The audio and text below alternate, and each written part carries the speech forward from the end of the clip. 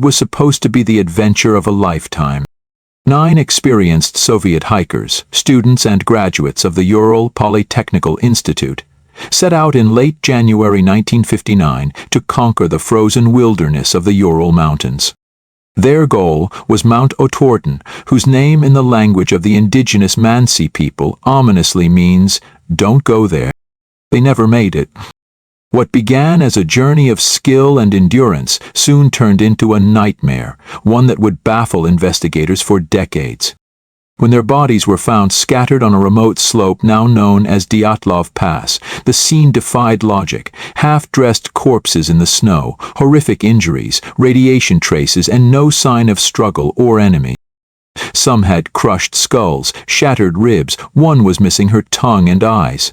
But no footprints around the tent except their own. No fight, no attacker. Only questions. What terrified them so badly that they fled their shelter into the blizzard, barefoot and in underwear? What did they see that night? What really happened at Dyatlov Pass? It all started with a 10-person team, led by Igor Dyatlov. Smart, responsible, a 23-year-old engineering student respected by his peers. They were young, most in their 20s, but seasoned in backcountry expeditions. This trip would earn them a Grade 3 hiking certification, the highest available in the USSR at the time. On January 25th, they arrived in Ivdel, the last outpost before the wilderness. From there, they took a truck to a logging settlement and began skiing north toward Mount Otorten.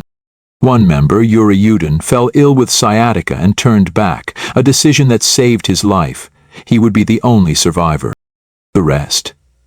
Dyatlov, Zina Kolmogorova, Rustem Slobodin, Lyudmila Duvinina, Alexander Kolovatov, Yuri Krivonyishenko, Semyon Zolatayov, Nikolai Thibaut Brignole, and Yuri Doroshenko pressed on into the frozen wild.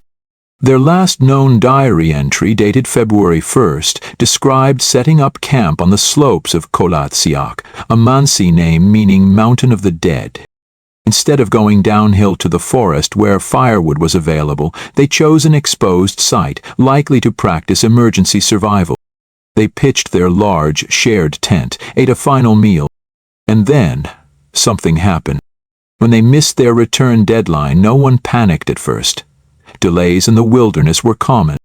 But after several days, families demanded action. The university sent student volunteers. The military followed with helicopters and search dogs. On February 26th, 25 days after their disappearance, the tent was found. It had been slashed open. From the inside, boots, jackets, food, all left behind. Something had driven them to flee into DGC cold, unprotected. Footprints, preserved in snow, showed they walked, not ran, away from the tent, as if in control or in a trance.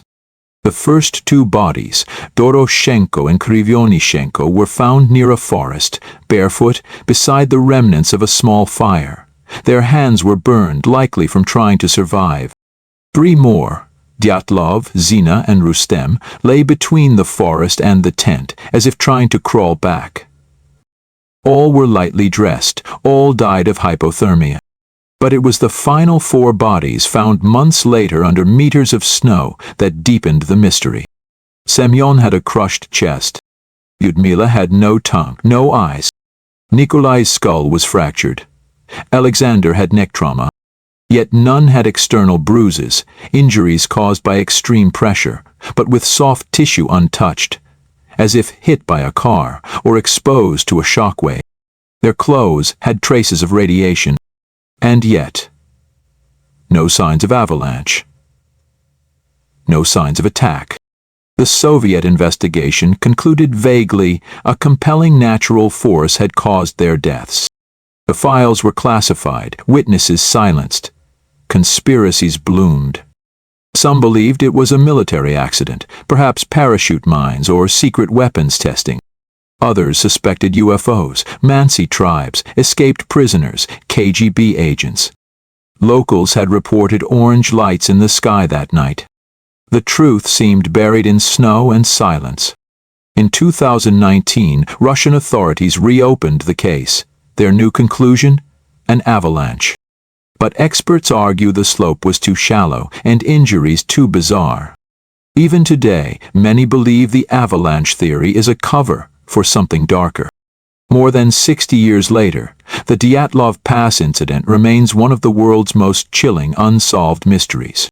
It is not just a story of death, but of fear, secrecy, and the unknown. What did those 9 hikers encounter on that frozen night? What made them slash their own tent, flee into a storm, and die in terror?